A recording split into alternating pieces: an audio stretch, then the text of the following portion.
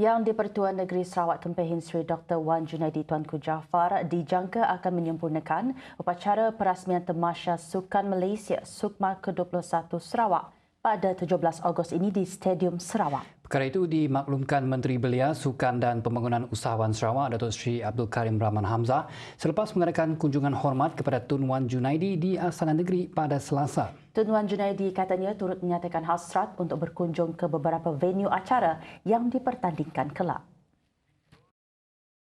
Mengulas komen beberapa pengguna media sosial mengenai jangkaan acara perasmian itu nanti adalah setanding upacara pembukaan Sukan Olimpik Paris 2024, beliau berkata piawaian itu adalah terlalu tinggi.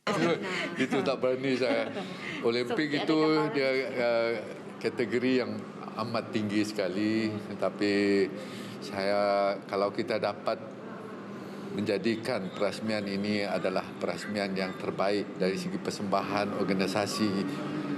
Kalau dibandingkan semua sukma-sukma sebelum ini, kita rasa cukup gembira sekali. Dalam pada itu, Abdul Karim memaklumkan kuota bagi tiket ke upacara perasmian SUKMA tidak dapat ditambah selepas mengambil kira faktor keselamatan orang awam. Jelas beliau beberapa bahagian tempat duduk di stadium itu akan ditutup untuk pertunjukan bunga api. Beliau berkata antara pilihan lain ialah menonton di dataran perayaan atau di rumah masing-masing menerusi siaran langsung TVS. Untuk rekod upacara perasmian dan pertandingan sepanjang SUKMA ke-21 disiarkan secara langsung oleh media rasmi TVS di saluran 122 serta laman YouTube Stadium SUKMA TVS 1.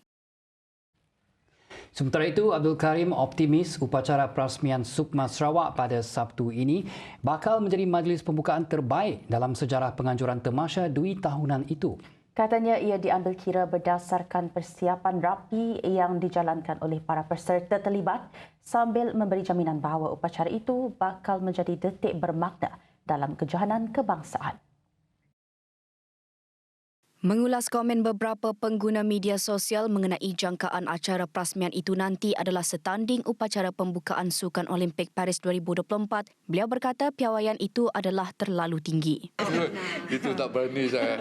Olimpik itu dia kategori yang amat tinggi sekali, tetapi saya kalau kita dapat menjadikan perasmian ini adalah perasmian yang terbaik dari segi persembahan organisasi.